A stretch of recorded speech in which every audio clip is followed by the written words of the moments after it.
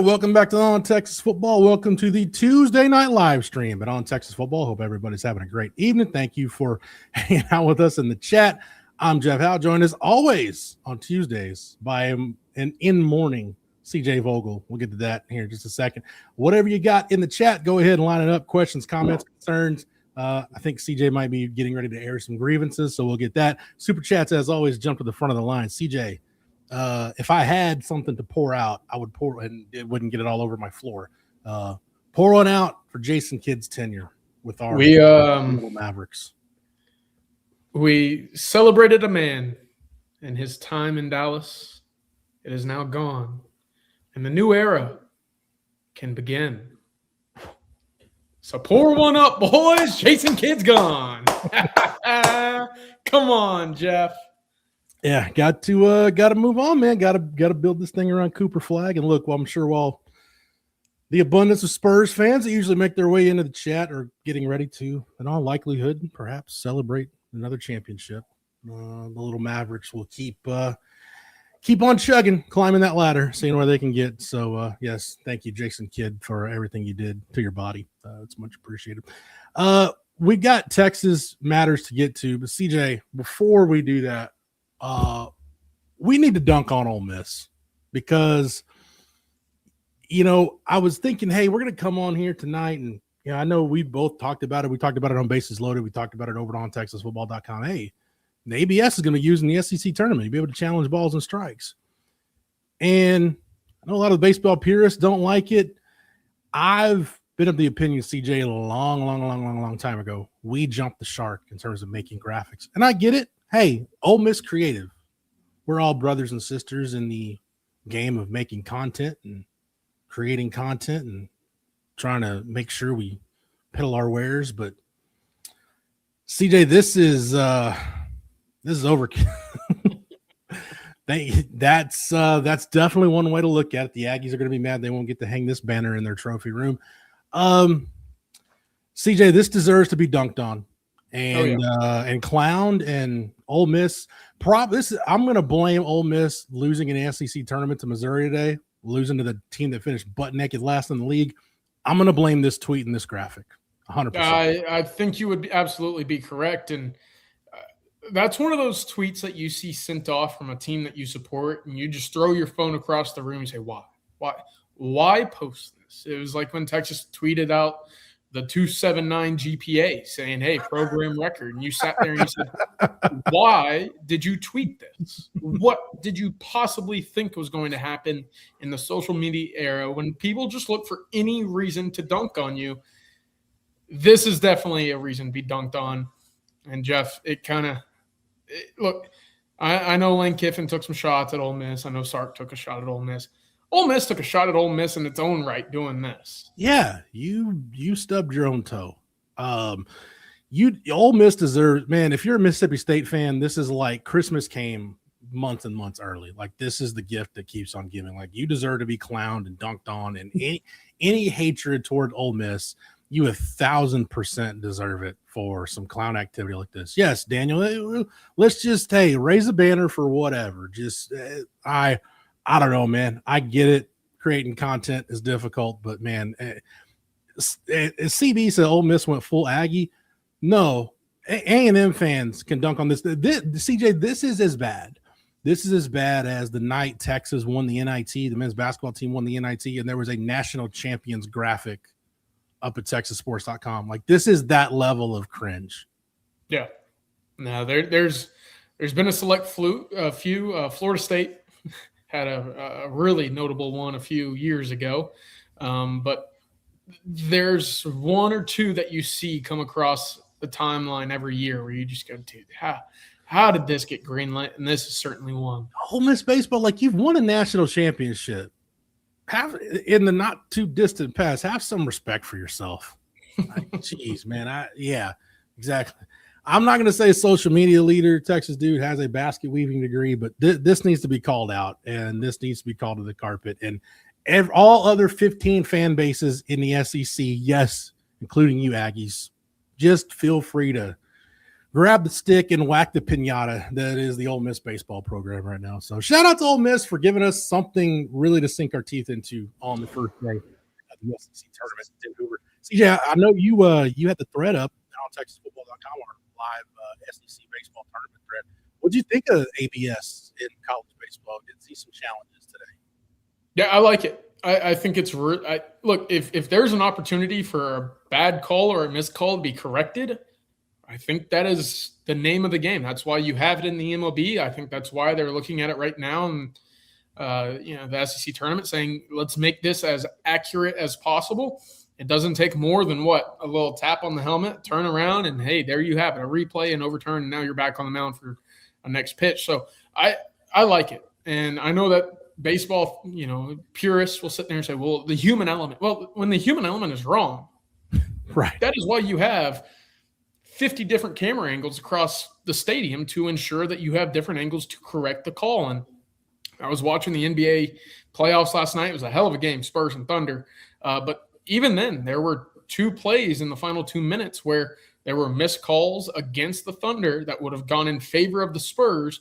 And you sat there and say, why do you have all of the resources to go make a right call if you're not going to make it, if you're not going to replay it, if you're not going to be as accurate as you possibly can? So in the world of Hoover, Alabama right now, where the SEC tournament is being played, I think it's a good thing that ABS is a part of this game.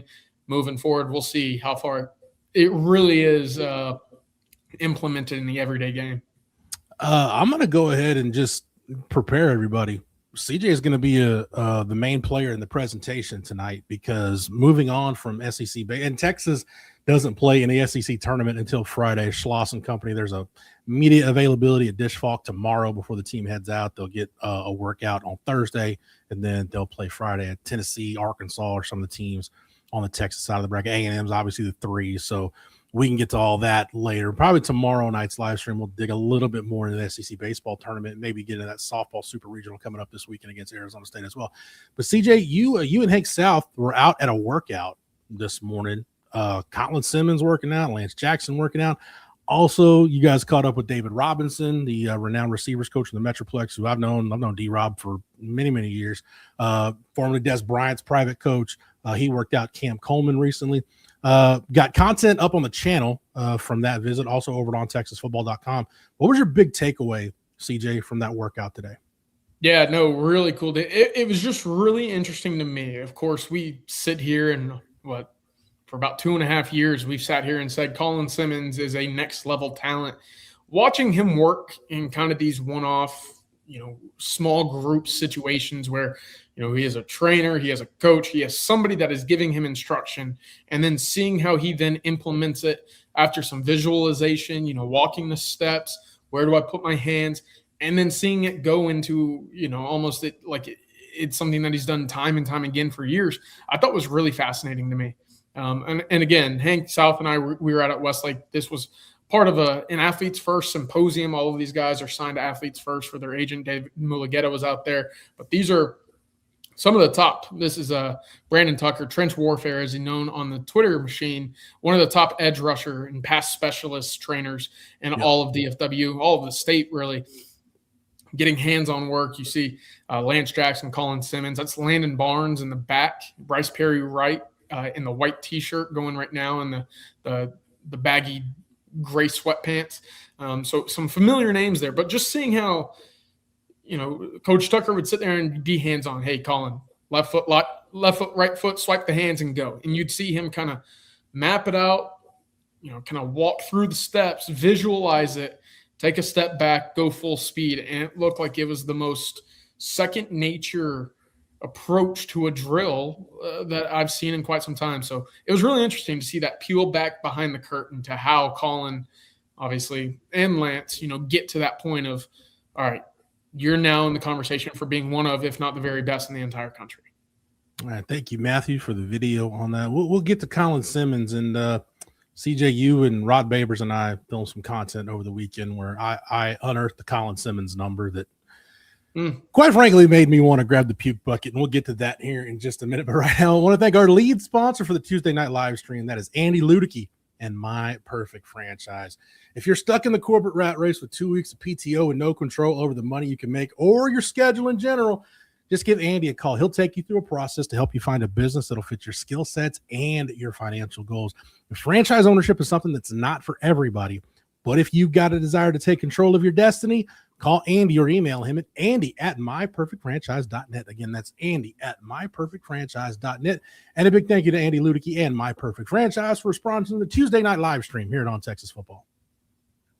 All right, CJ, you and Rod and I were doing a video basically breaking down Colin Simmons versus Dylan Stewart. And I compared it. It was a lack of a better comparison that I could come up with, but it really reminded me of the debate in the 2022 draft, I guess that was, with Travon Walker and Aiden Hutchinson. Like, hey, do you want the guy who's more prospect and player right now, or do you want the guy that's kind of maybe you think he's hit his ceiling, but he's just been an incredibly productive college player? I kind of think that's at least how it's shaping up right now between those two.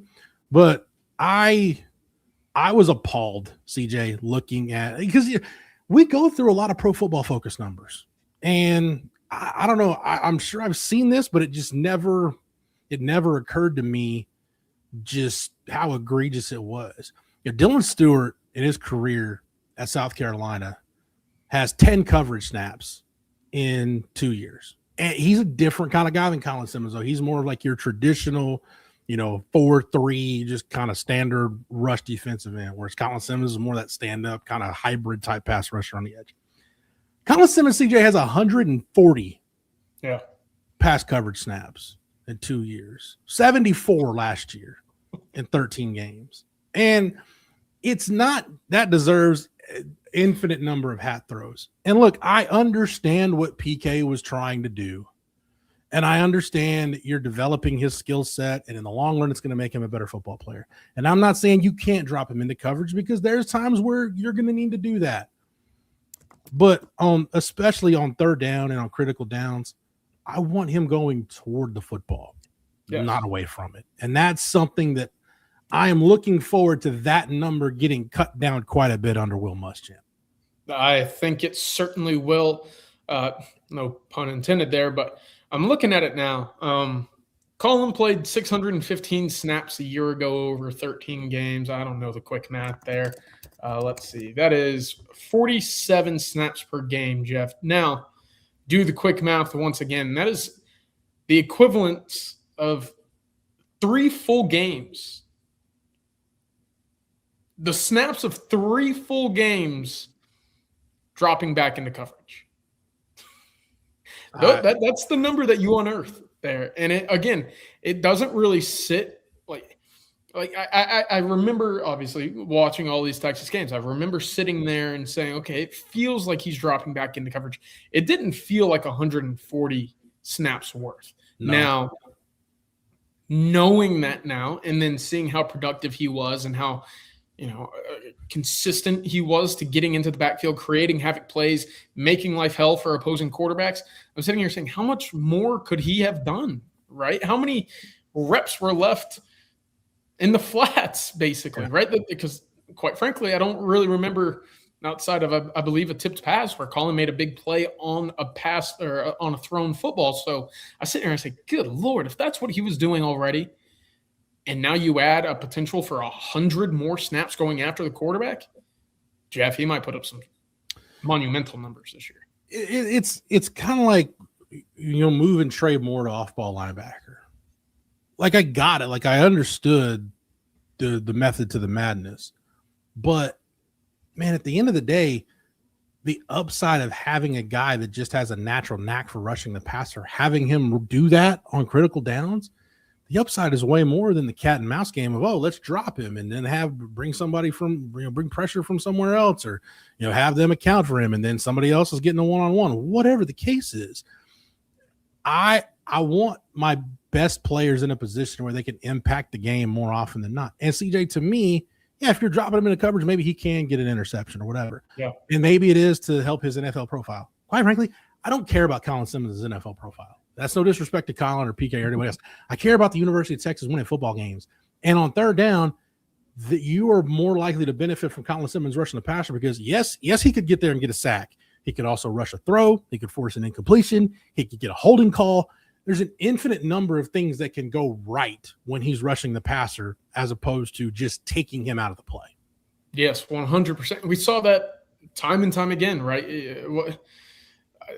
Again, you look at 105 total pressures over the last 2 years on 563 pass rush attempts. That's 19% in a career for a kid that started basically day one as a true freshman at the University of Texas.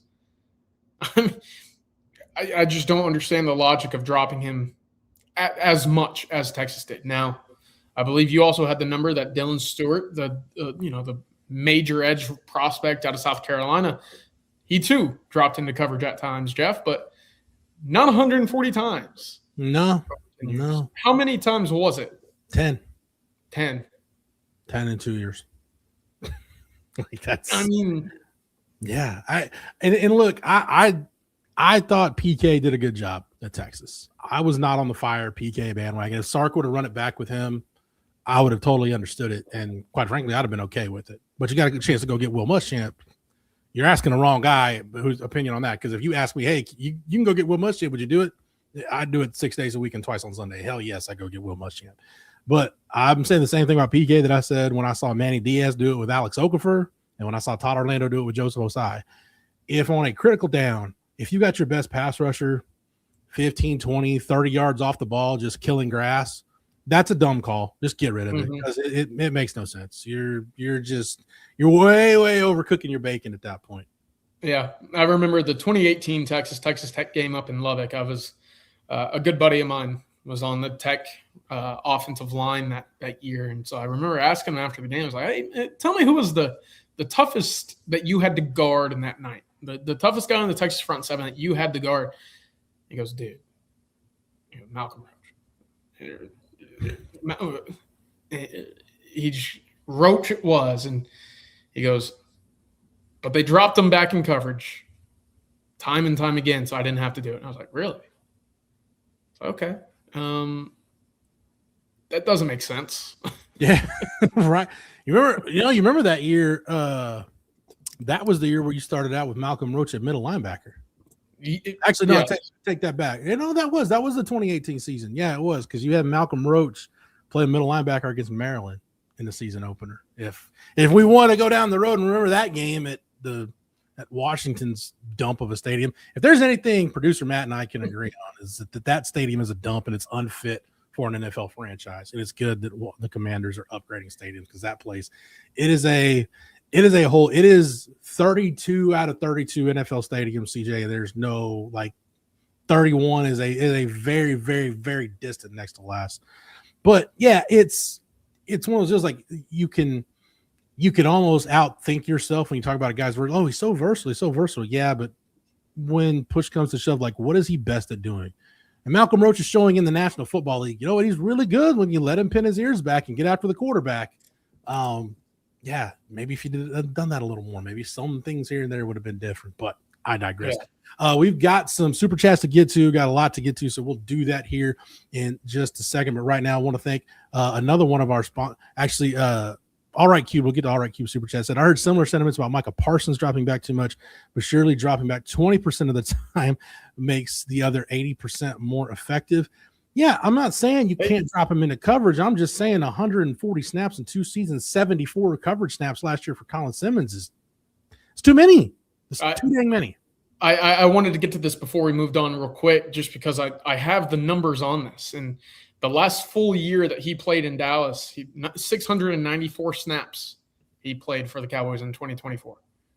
Jeff, he had 3% of his snaps going backward. He had 24 pass coverage snaps out of 694. So, again, it happens to every good edge rusher. Yeah. But not to the level that we saw with Colin Simmons. And that's why we're sitting here making a fuss about it. Yeah. I'd want to go back and see. I'm going to venture, man, if Bill Belichick ever dropped Lawrence Taylor into coverage, I'm going to go ahead and assume, and I'm not comparing Colin Simmons to Lawrence Taylor, so just have to break. I want to venture a guess it didn't happen quite that often. Yeah, thank you. All right, Cube, for the super chat. I've got a couple other super chats to get to. We'll get to some other stuff again after we give a shout out to another one of our sponsors and let everybody know that this edition of On Texas Football is brought to you by Prize Picks. The calendar's flipped to May. Spring is in the air. The weather is perfect. Everything's rolling. Prize Picks adds more fun to your favorite sports that you're watching right now. Every possession, every at bat, every shot, every pitch, it all matters. You're locked in from start to finish, and you're not just watching anymore. You got some juice on it. And the best part about Prize Picks is it's easy. You're just picking more or less on player stats. That's all you got to do. Just build your lineup, submit it, and you're good to go. It takes about a minute to do that. You can go across any sport too: basketball, baseball, hockey, golf, or you can just stick to one. Whatever's on, it's going to work. We have been red hot lately, 6 for 6 on our last picks and 13 out of 15 since early May. So we're hoping tonight that the streak continues. We're taking Jalen Brunson to have more than 4.5 assists.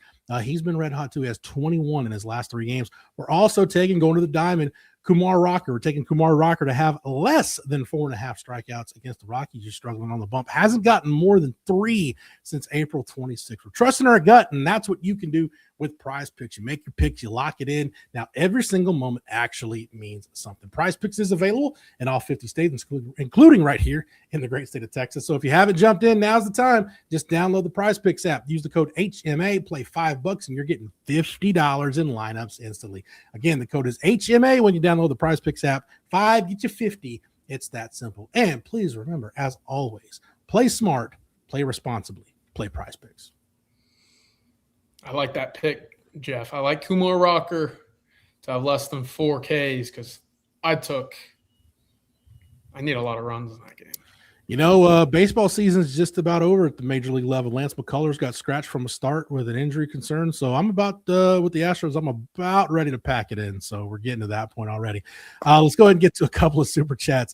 Malachi Soriano with the super chat says, I was a victim of credit card fraud from a vendor in College Station, Texas. I think they're still mad that they can't beat us. Also, go Spurs, go. Man, there are very few things, CJ, in this world as a beating as when you get that notice from the banker to see that transaction. It's like, got to get another debit card because it happened somewhere along the way. There's very few things in life are that much of a beating. I thought you were going to go a different direction. There's not many things in life as big of a beating as having to go through College Station. So. But yes, both things not fun when they're combined together. The College Station thing goes without saying. I thought the only good thing about the College Station trip is based on where I'm traveling from. I get 2 Buc-ee stops out of it, so that's I gotta put a positive spin on it somehow. So at least I'll say this: I've recently, Jeff, I don't like Buc-ee's a whole lot. Okay. I haven't liked Buc-ee's a whole lot. I think it's a poor supermarket is what it is, rather than a great gas station. It's a hot take. It's also a little overwhelming. But I will say this. I have stopped a couple times recently. The kettle corn. Hey. The kettle corn. I mean, it's got me. It's got me right here. And it's saying, CJ, pull over, walk in, grab a bag of kettle corn. And I do it every time. I do it every time. Yeah, the beaver nuggets, the jerky. Hey, you find you something. You'll find you something you like at Buc-ee's. So, Malachi, sorry that happened. More than sorry, so that you had to go to College Station for that to happen. So, you have our condolences and our sympathy. So, very much appreciate the super chat. Justin Yarbrough with the super chat. Thank you, Justin, for the super chat. Said, should have Breckenhager done the opposite and stayed at linebacker. And shout out to Deontay Foreman. Hashtag Team Foreman forever. Yes, Deontay Foreman. Now in the coaching game, Legacy Sports Science in Houston. Deontay is going to be coaching there. So, CJ, we'll get to the Breckenhager thing in a minute. But you look at Deontay, and I'm partial to Deontay. I got to know his dad. I got to know the family. I was actually at Deontay Foreman's draft party the night he got drafted by the Texans. Went down there to Galveston to hang out with the family. A pretty remarkable NFL career when you consider how it ended for him abruptly in Houston, and then he pops his Achilles with the Colts after they gave him a chance, and you're like, all right, well, he had a great run at Texas and got drafted in the 3rd round, and it's over. And he ends up coming back from that and actually ends up, I think in either 21 or 22, ends up playing a really big role for the Titans when they win a division title and go to the playoffs. They were resting Derrick Henry at the end of the year. He had an injury. I forget which one it was. And like Deontay had a couple 100-yard games for them. So just a pretty remarkable NFL career, CJ. No kidding. And again, it's overcoming, a lot of the obstacles injury wise. I mean, he bounced around for a few teams, and just when you thought, he was done, just when you thought, okay, I don't know if he's going to be getting, that next opportunity or that next contract, he'll sit there and, from weeks 12 to 18, he'd put up big time numbers. That happened multiple years in a row. And you sat there and say, wait a minute, can I win it? Well, there's two things, right? It's wait, hold on. He's still got some gas in the tank. And then secondly, it's like, hold on, can I win a fantasy championship by just adding this guy off the waiver wire? And I mean, it's not often that you're able to do that. Not often you're able to do that multiple years in a row. So for Deontay, fantastic. And again, another guy that I think, yes, fantastic career at Texas, but still, as a result of how deep that running back history is here, overlooked. I think the same thing. And I wrote actually yesterday over on TexasFootball.com, because we talk a lot about Deontay's 2,000-yard season is one that really it's lost to history at this point. Yeah. Like, because Texas fans aren't going to go back and why are you going to look at a period of the program where the bottom line was terrible. But I mean, that 2,000-yard season he had as a junior in 2016 wins the Doak Walker Award, the best seasons Texas running back has ever had. And a lot of really, really great runs, just that rare blend of speed and power. Actually, you, Rod, and I, we created kind of robo running back over the weekend. That's another video that's up on the channel. Like, we basically took a lot of attributes and built what we feel was the perfect Texas running back. Deontay Foreman's vision was who we had for vision. Because, yeah, the veer and shoot offense helped him a little bit, but CJ, he was so good at being able to see that cutback develop, and then he had enough athleticism and speed to stick a foot in the ground and get vertical. And then if you got in his way, he's 240 pounds. Like he's running over you. Yeah, 100%. And that video, Jeff, I've really enjoyed doing that video. Hand up, not choosing Ricky for the physique. That's on me. But I got some heat on that on Twitter earlier, so that's on me. Yeah, but I understood where you were coming from, though. I didn't hold it against you. Put it that way. Okay. Didn't hold it against you, and I don't hold it against CJ either. Like, hey, we all have to form our Longhorn knowledge. There's got to be a base somewhere, and then you expand from there. And that's what CJ's doing right now. So go easy on CJ. At least we're not talking about John Tier at this point. So we're making progress. And look, by the way, CJ's got a pretty sweet display behind him now. Look, he's got Ricky up there on that display. So yeah, so give him a little bit of a break. We're gonna get a nice little display here. I know it's kind of vague. I mean, Jeff, I look like I'm in between two uprights, right?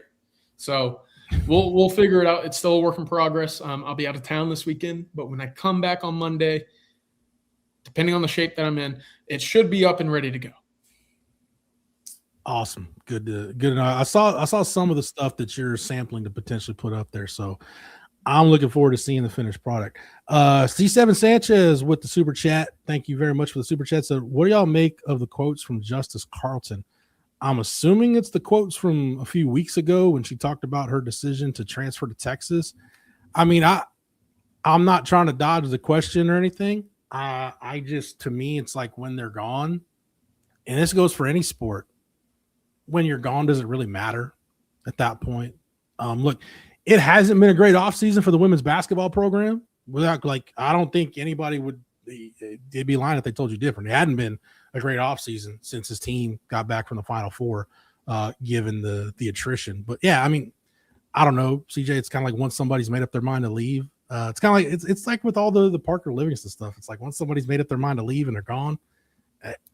I turn the page. Yeah, I would too. I would focus specifically on who's inside the building rather than who's walked out for the final time. And no, it's not been a good offseason for Texas women's basketball. And, sometimes when even after going to back-to-back Final Fours, you'll sit there and have to overcome some obstacles. And that's what Vic Schaefer and crew have to do at the moment. But again, I believe she said it was a very easy decision to leave Texas. I believe she said, I love what Houston is building. And to that I say, how, but also good luck. Yeah, I mean, look, when you start fresh, maybe you do put the previous place down while you're propping up the new place, whatever. Different strokes for different folks. I'm not going to hold it against Justice Carlton. She's gone. She's off to somewhere else. And for Vic Schaefer in this program, like now you got to worry about, okay, yeah, what do we do? what do you do to build as quality of a roster as you can around Madison Booker in her last year at Texas? So you don't have a lot of time to dwell on what Justice Carlton or Jordan Lee or anybody else that left is doing or saying. Yeah, for that matter. All right. We've got a couple more things to get to. Again, C7 Sanchez, thank you for the super chat. I'm going to thank another one of our sponsors. Big shout out to Mark Saunders. Mark Saunders Allstate. Mark is a long-running sponsor of the Recruiting Breakdown here on the channel. When it comes to protecting your stuff, wouldn't it be great to have one place that protects it all? Here's some good news. Texas Allstate agent Mark Saunders is the only insurance agent you need. Everything from your home, car, and boat to your motorcycle, RV, and ATV. If you're looking for someone local to the Austin and Round Rock area, give Mark a call at 512-218-8571. Are you in good hands? With more than 35 years of experience, you'll be in good hands with Texas alum Mark Saunders. Again, give Texas Allstate agent Mark Saunders' office a call at 512-218-8571. And a big thank you to Mark Saunders for his long-running sponsorship of the Recruiting Breakdown here on the channel and of the Tuesday night live stream here at On Texas Football. All right, CJ, one thing I did want to get to from the workout, again, it was the Athletes First Symposium is what you and Hank were at today. Colin Simmons and multiple other guys working out. Cam Coleman worked out. Was it Sunday, CJ? I think he worked out with David Robinson, renowned receiver trainer, and he's worked with all kinds of guys. Famously, I think Des Bryant's probably the most well-known of his clients. And he actually compared Cam to Des Bryant and Roy Williams in terms of 50-50 balls. And I think, CJ, it's one thing that like we see the numbers and the highlights you can find from his time at Auburn, where he's able to high point the football. There were probably just as many of them that we saw Texas put out from close spring practices. But it's really reassuring when a guy that's had hands-on experience with Des Bryant can kind of put him in the same breath of, yeah, Cam Coleman really is that good in 50-50 situations. CJ, I've got that's probably the one area of Cam Coleman's game where I've got the highest level of expectations is for him to come in. And then not 50-50 balls. Those are probably with Cam Coleman, those are 70-30, 75-25 balls. Yeah, one of my favorite stats, Jeff, that I remember seeing in the NFL on game day broadcasts for years, really. And it wasn't until recently that they stopped showing it finally, but it was receiving touchdowns from like 2012. And they would show it all the way into 2022, 2023. And Des Bryant's name would always be number 3, right? It'd be Rob Gronkowski. I think Travis Kelce was in that conversation. And then somewhere on that list somewhere, it would be Des Bryant, despite not really doing anything from 2019 on. And you sit there and you say, how? And it was like, well, because of those 50-50 balls that Tony Romo would throw up to him, he would just come down. He was a physical body. He knew how to position his body. And then the hands obviously were phenomenal. And so to hear that comparison, obviously, I think draws me back a little bit to hearing from Jelani McDonald this spring. And we've talked about this, Jeff, but Jelani was asked, all right, so how's the red zone going, right? How is that? What's it like in red zone back and forth when good on good offense and defense are going? He goes, we know when the ball gets inside the 10, if it gets close to the 5, I got to find Cam Coleman because that's where the ball is going. And that to me, I mean, that's an easy tell. And now we'll see just how often we, obviously Sark goes to that this fall, but to hear that from Jelani, just say, we know right away that in the red area, in the tight red area, Sark is looking at Cam Coleman saying, we're going to you and you're making the play for us. I'm not overthinking it. I'm handing the ball or getting the ball or throwing the ball to my best football player on my offense, and you're going to make a play. And so that's the two parallels that I drew from hearing that today about Cam Coleman and obviously hearing from Jelani McDonald earlier in the spring. That's exciting stuff, Jeff. I really think so. Yeah, and it's not, look, everybody that's know my opinion on red zone matters, the red zone fade, 99 times out of 100, fire it into the sun. If you want to throw it up to Randy Moss or Calvin Johnson, great, go ahead, do it all you want. You want to throw it up to Gronk, let him go get it. Des Bryant, let him go get it. I'm okay with it. I'll allow it with Cam Coleman, but CJ, it's more than the fade though. Like you can throw that front shoulder throw to that back shoulder throw to the front pylon. You can do, with your RPO game, that glance where he can get his body into a corner and turn back and look at Arch for the ball. That could be a money route. Like there's so many ways to get him the football other than just, hey, let him go high point it. Like he's good enough to where the possibilities are I'm not going to say endless, but you've got a lot more ways to get into football than what he showed Auburn could do. Yes. And that was another thing, Matt, talking to David Robinson today, you sit there and you hear about his route running. And that was something that we heard from sources throughout the spring saying, hey, this guy's actually a little bit more polished of a route runner than maybe he gets credit for. And you go back and you watch the Auburn tape and you say, oh, yeah, this makes a ton of sense. All he's running is slant, stops, and goes, right? There wasn't a route tree. It was a route stem, right? He just had one branch of the tree that he was able to run. And he even mentioned it himself. He said, what are you looking forward to, or what are you liking about this Texas offense? Because I'm running more routes, right? I have a comeback in my bag. I have a dig. I have a post. I can do things that Hugh Freeze didn't ask me to do, but also I have a quarterback that can get the ball to me. And so he didn't say that. I'm improvising. Right. But I think we all agree, having watched some of the tape and some of the clips on Twitter and YouTube and whatnot, you sit there and you say, God, this guy was open a lot. That ball's 10 yards overthrown. Yeah. What's the deal? So that's something that I think too is, okay, he's a bit more polished of a route runner than he probably gets credit for. That you mentioned in the route stem, it reminds me of some of those Baylor receivers. That's one of those offenses like veer and shoot wide receivers. Like, okay, how many of those guys have really succeeded in the league? Because it's all vertical wide receivers. And you've got like one or two things that'll break off from there. So, and that's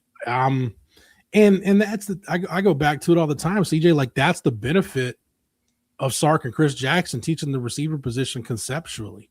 Like one of my big issues with Tom Herman, I'll just go back to the previous regime real quick, was I just felt it was too rigid with the receiver roles. Like, no, you're the X and you're going to learn the X, and you're the Z and you're going to learn the Z.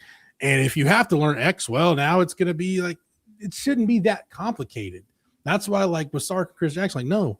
And CJ, we've seen it in practice. Like, there'll be points in practice where I think it was one, maybe it was the practice in the stadium that we got into this year, not the spring game, but like one of the first few practices where Sark tells everybody, hey, I don't care if you line up in the slot. Everybody's going to be a slot receiver right now. Everybody's running this route. Or, hey, everybody, now everybody's the field side receiver. Everybody's running this route. So everybody kind of gets a different feel for it. That way, if you have an injury in a game, you can still get your best 3 or 4 on the field. It's like, well, our X is injured and our backup X is this guy, but we can't, like, you just can't pigeonhole yourself, back yourself into a corner like that, where it's like, well, we're screwed because our starting X receiver is injured. So I don't really know what we're going to do. That's not going to happen in the Steve Sarkisian offense. Thank goodness for that. Justin, I do apologize. We forgot to get to the Breckenhager part of your question earlier on the super chat. Should he have stayed at linebacker, or was he better off playing edge? To me, in the Big 12, I think the move to edge was probably the right move for him, because I just think, especially even still at that point, I think it was more beneficial to Breckenhager to just have him being a guy that can get downhill as opposed to trying to make plays in space. So I felt like even as an undersized edge, it benefited him more and benefited the defense more than trying to have him play linebacker. I don't know how you see it, CJ. No, I think so. The length part was so much of a hurdle to overcome off the edge, Jeff, that it was, for the good moments he had, it just limited how much of a ceiling you possibly could have seen from him, given he was working with a -6 or 7 inch reach at times, and you just can't succeed consistently at that. Yeah. And, the other part of that too is, especially like in 2017, you got to remember why he made the move. Todd Orlando had the lightning package where you had Gary Johnson and Malik Jefferson and linebacker. Like, dude, you had the maybe the fastest linebacker tandem in the country. Like, go look at what both those guys ran at the combine. I think Malik was 4.53, 4.52. Gary Johnson was like mid 4.4s. But yeah, you had a linebacker duo that could fly. So it's like, okay, why am I going to have Breckenhager be like the backup Sam linebacker when you can put him at that, forgot what they called it. What was that? Charlie Strong called it the Fox end. I forget what Todd Orlando called it. But basically kind of like their hybrid end. Like, let's just put him there and just have him get downhill and rush the quarterback. And that's where he thrived and was really, really good for Texas. Wish they'd done that a little more with Malcolm Roach and not dropped him into coverage so much like I am, but I digress. Theme of the show. Can I throw out a forgotten name, a forgotten defensive name? Whatever you want, CJ. For whatever reason, Jeff, I just enjoyed watching this guy play football. I thought he might have even worked his way into the NFL draft after I think he finished 2016 or 2017 very strong. Jeff, I was a big fan late in the year of Jason Hall. That boy, Yeah. I mean, he could bring the wood at times. And I know it was only just the 1 year that you sat there and said he had a really impactful go around for the Longhorns, but that was a team that when you didn't have a lot of consistent hope at the end, he felt like a guy that was consistently making a ton of plays and doesn't get really any wreck as a result, not playing a lot in the league. You look back at that defense in 2017, and I agree with you. Like the when Todd Orlando went to the Lightning package and they basically went to like a dime defense, Jason Hall at that joker position, like he was perfect for that position because they could play him in the box more. Yeah, but you can play him, move him everywhere. Yeah, Poona Ford played in the league. Malcolm Roach played in the league. Charles Omenihu, Chris Boyd, Holton Hill played in the league. Deshaun Elliott, Malik Jefferson got drafted. Like you start going down the list, like, yeah, your offense wasn't great, but man, like, yeah, there's a reason why you had one of the top defenses in the country. Like you had a lot of dudes that either got drafted or hung around in the league for a little bit. Around. Like Poona Ford still in the league. Malcolm Roach still in the league. PJ Locke still in the league. I just mentioned it the other day. Deshaun Elliott still in the league. So, like, that 2017 defense was legit. It was a legit defense. So we throw that in there. No, I'm glad you did. Like Jason Hall has that one highlight. It gets played every year around Texas OU time where I think it's a 2014 game where he meets Samaje Perine in the hole and it like picks him up and like spinebuster tackles him on the turf. It was like, oh wow. But that was a game Texas should have won, by the way, the 2014 game. They outplayed Oklahoma in every way except on the scoreboard. All right, we've got a couple more questions to get to before we get out of here. But one more time, let's thank our lead sponsor for the Tuesday night live stream here at On Texas Football. That's Andy Ludicky and My Perfect Franchise. Do you want control over your own destiny? If you do, then maybe franchise ownership is right for you. If you think that's the case, then call Andy Ludicky. He's an expert at placing people in the right franchise that fits your strengths and finances. Franchise ownership isn't for everyone, but if you have a desire to take control of your destiny, call Andy or email him at andy@myperfectfranchise.net. Again, that's andy@myperfectfranchise.net. And a big thank you to Andy Ludicky and My Perfect Franchise for sponsoring the Tuesday night live stream here at On Texas Football. If I can get that out and talk right tonight. All right, let's get to a couple of questions. Cisco Diaz, thank you for the question. Any other on defensive tackles and what they are doing this offseason to get better? CJ, right now, everybody's just kind of on their own, but we talked about it. I think this was either late last week or over the weekend. There's a couple guys in that group, like Josiah Sharma is one of those guys that you just don't want them to show up when summer conditioning starts and they've lost or put a big dent in the significant gains they made throughout the winter and spring. Yeah, that's the whole thing. And I know that we talked about it last week, Jeff, where it was, all right, what have you done in the spring? How are you treating your body right now that you're not with Torrey Becton and his staff every single day? When you come back June 1st, are you ready to rock and roll? A couple of those guys that we discussed were a lot on that defensive line, right? It was Josiah Sharma, Hero Kanu, Ian Gerard. So for me, a lot of questions that, for the most part, are a bit unknown. Mm-hmm. One name in particular that really I hope to check in on later this week is Justice Terry, because he was a guy, and we're going to have a fun OTF project here in a week or two talking about some personal OTF rankings of players on the team. I'm a big fan of Justice Terry, and I think he could be a very impactful player for the Longhorns this year, but he's got to be healthy, and he's got to get his body to the point where he can be relied upon for 20 to 40 snaps if called on, right? So we didn't see him in the spring. We didn't see him against Michigan in the bowl game. Is he or can he get to that point before week 1, which ultimately week 2 against Ohio State? It's an unknown at the moment, but I think he's trending in the right direction. We'll check in and have more for you later this week on Texas Football.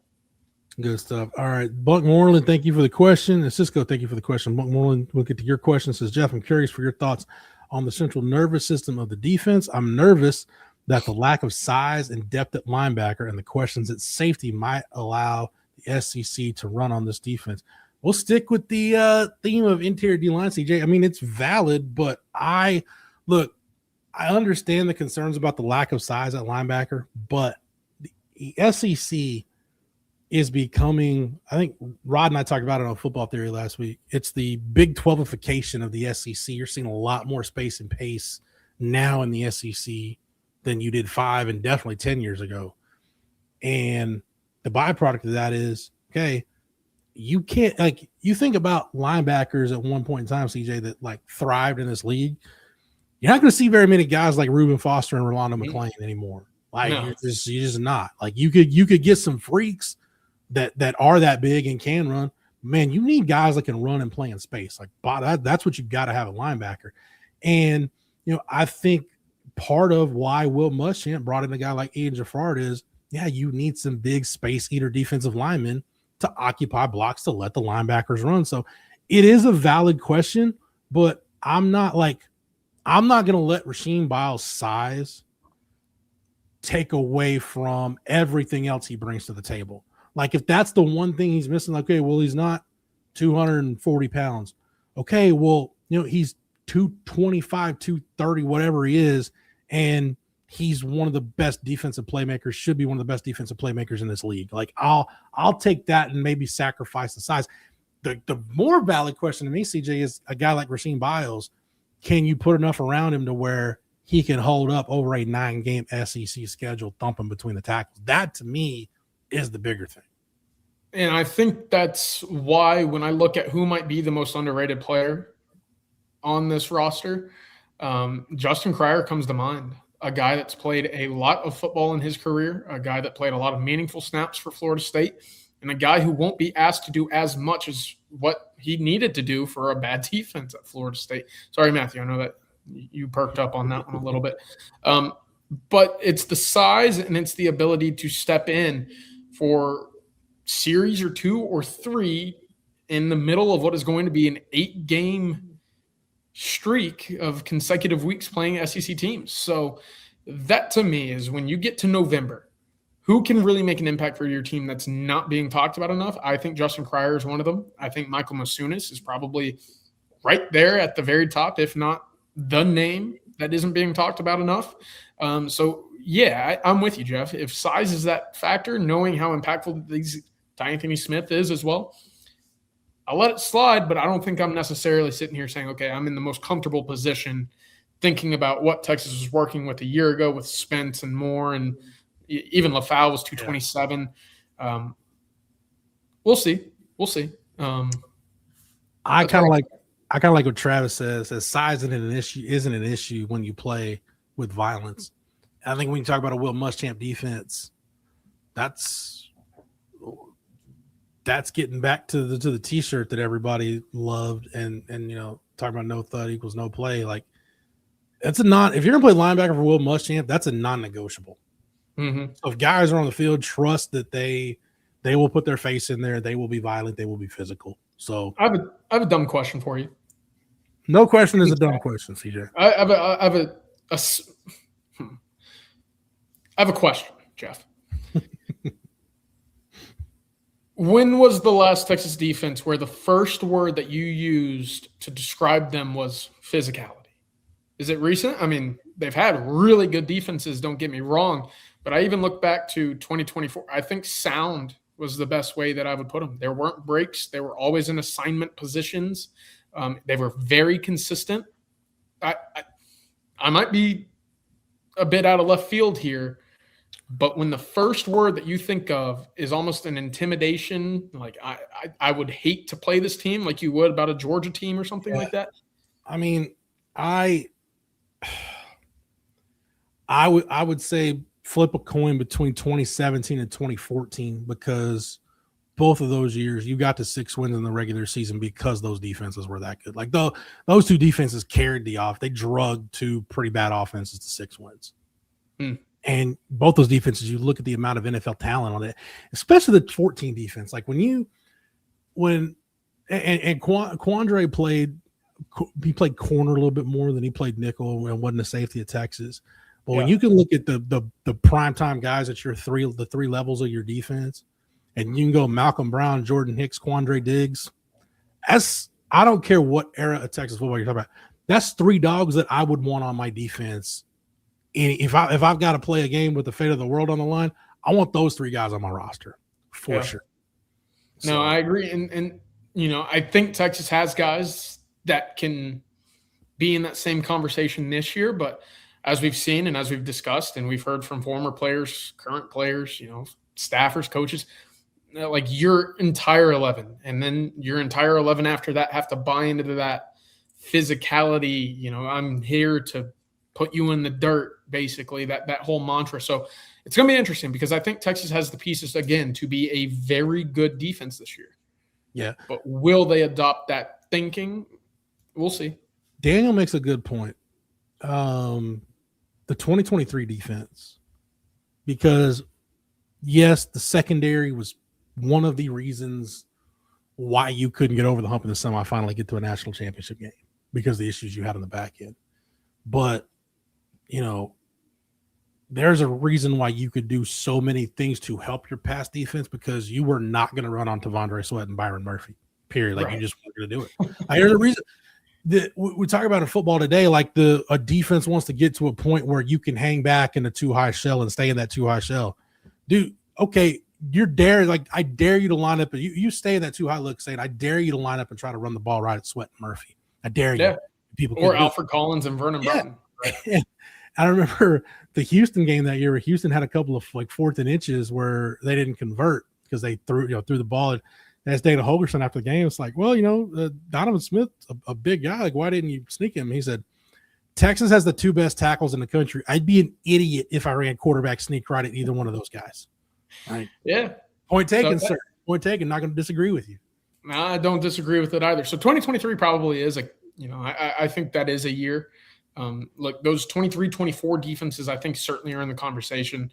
But I think that's going to be a interesting conversation. I'm going to push that in the OTF group chat later tonight, Jeff, because I think that would be an interesting conversation. Is if Texas this year now becomes synonymous defensively with physicality, one, how much of a ceiling would that would the overall team rise for you? But also, two, when was the last time that you could unequivocally say that Texas defense was as physical as anybody?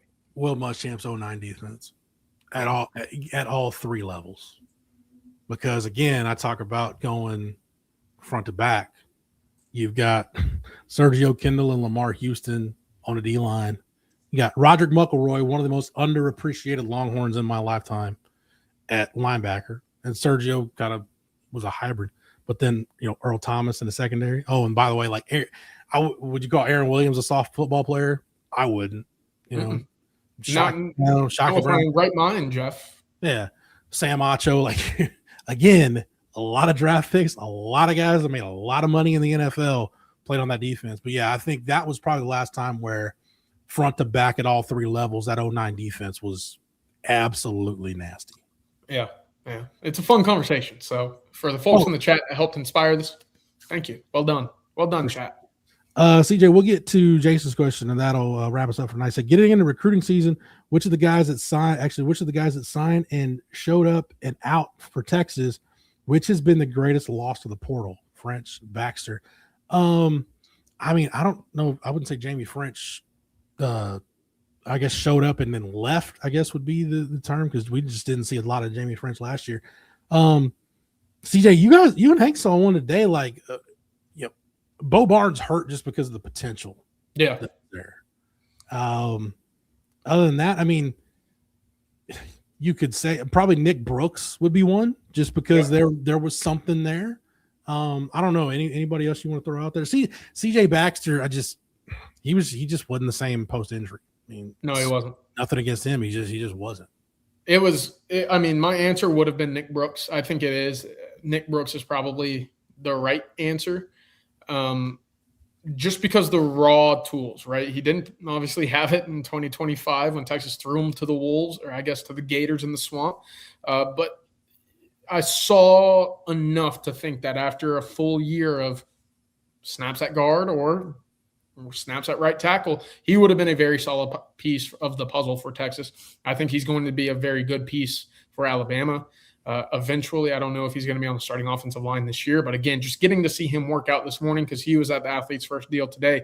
You don't move at 6'7", 345 pounds the way that he does and not have a future in the NFL. So that was a tough one to see go. Beyond that, if Texas, I think French is going to be solid. We'll see. CJ Baxter, obviously unfortunate. Trey Wisner, Parker Livingston, Leon Glafau. Like those are all guys that you would have hoped finish their careers at Texas. But Brooks, to me, probably the most significant. Yeah, and I say, Wyblock mentions, I said, did Texas make a big push to try to keep Brooks? I know they didn't want to lose him. Bo Barnes is another one. I know they didn't want to lose Bo Barnes. That's kind of, to me, just CJ going back and thinking about, okay, the portal guys that have walked, like, and we know that there are some guys that, hey, they left for other opportunities and staff wishes them well, but there were some guys that left a select few where it's like, man, they really would have liked that guy to stick around. Yeah. One thing I want to get to quick, Marcus Myers, lifetime Longhorn, 2005 national champion, in the chat right now, hanging out. And Marcus will be on the Wednesday night live stream tomorrow with CJ and I. Marcus and Doug Haywood having a good back and forth right now about guys not working out with their position coach, or maybe the position coach valuing things that the private coach does. I'll just say this, CJ, and this is just where football is right now. Everybody, just about every position, everybody's got a private coach away from the position coach at school. That's not just a Texas thing. That's everywhere. With quarterbacks, skill guys, linemen, just about everybody's got a private coach they work with on the side. Yeah, I know. Obviously, a lot of Texas defensive backs have been working with band performance out here in the Austin area. Even today, I think Xavier Filsaime, Grayson Littleton, Kobe Black, all working with them up at DKR. We got to see it today. Brandon Tucker working with Colin Simmons, Lance Jackson. We saw D-Rob working with Cam Coleman. These guys all have someone. And then really it's the good coaches in college that can pair technique with savviness in the route tree, right? It's one thing to sit there and teach them, hey, this is your job on a play. This is where you need to line up. This is what you need to look for. But then what can you add when it comes to perfecting the craft, I think, is where you start to see the next level of coaches come in. It's interesting because everybody has a new coach, trainer, someone's in their ear teaching them different technique or tricks or whatever. I think especially with a guy like Colin Simmons, CJ, and even Cam Coleman, if you're associated with an organization like Athletes First and you're working out with guys that have ties to that company, like they're not just going to bring in just rando pass rush specialists off the street. Like you're bringing in dudes that like work with NFL guys. This is where guys go do their draft prep or their Senior Bowl prep or whatever. Like you got the best of the best you're working with. So Doug, bottom line, I wouldn't worry about it too much. Because again, everybody's got their private coach. I mentioned it. Marcus is in the chat right now. He'll be here tomorrow. CJ will be back tomorrow. His morning for Jason Kidd being let go by the Mavericks. Actually, I'm sorry, the mutual parting of ways, Sal stated in the official release. CJ will be over that tomorrow. Well, hopefully we can still dunk on Ole Miss tomorrow for the baseball graphic. That deserves to get dunked on again. So feel free, let Ole Miss have it on social media. Longhorn fans, Aggie fans, Sooner fans, y'all do too because it's warranted. CJ, thank you for the knowledge, the intel, the expertise as always. Big thank you to Matthew behind the scenes, producing it, doing the great job he always does, the MVP at On Texas Football. Big thank you to our sponsors tonight, Andy Ludicky and My Perfect Franchise, Prize Picks, and Mark Saunders All-State. If you're not a member, over at OnTexasFootball.com, right now we've got a limited time offer that you definitely want to take advantage of. $3 for your first 3 months of access for new subscribers over at OnTexasFootball.com. You can't beat that. Up to the minute recruiting intel. Just mentioned a lot of stuff CJ's done, that Hank South has done. Jordan Scruggs, the newest member of the On Texas Football team. Everybody's got great content over at OnTexasFootball.com. Growing the website, so make sure you get over there. Again, take advantage of the limited time offer, $3 for 3 months of access over at OnTexasFootball.com. Make sure that you're subscribed to the On Texas Football YouTube channel, that you hit that like button before we're done, and that you've got those notifications set so that way anytime we drop a new video or go live, you're not missing any of our Longhorn coverage or breaking news. Big thank you to everybody for all the questions and comments in the chat. Big thank you especially to those of you that drop super chats. If you got anything else, questions, comments, concerns, grievances, Yes, Cisco, thank you. Hashtag for Craig, always. You can direct it to the guys bright and early tomorrow morning at Coffee and Football. So, that in mind, for CJ, for Matthew, for the entire On Texas football staff, I'm Jeff Howe. Thank you so much for watching and listening, and until next time, welcome. Ben Simmons.